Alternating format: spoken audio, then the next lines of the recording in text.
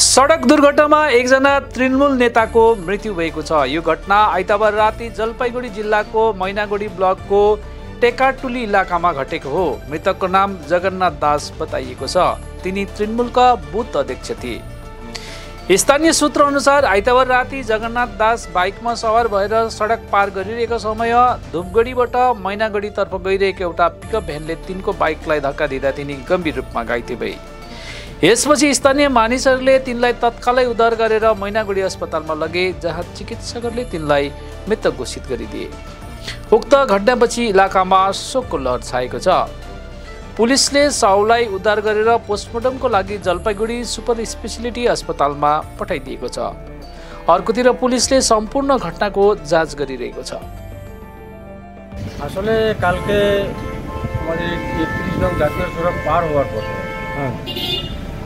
আচমকা একটা ধূপগুড়ি থেকে জলপাইগুড়ির দিকে আসা একটা পিকআপ ভ্যান ওর রাস্তা ক্রসিং করার সময় আচমকাভাবে গাড়িটি লাগিয়ে যায় সরাসরি, এবং সেখানেই মোটামুটি স্পট ডেড হয়ে যায়। সেটা হচ্ছে জগন্নাথ দাস, আমাদের খাগড়াবাড়ি ২ অঞ্চলের ১৬-র ১৬৫ নং বুথের উনি তৃণমূল কংগ্রেসের বুথ সভাপতি ছিলেন।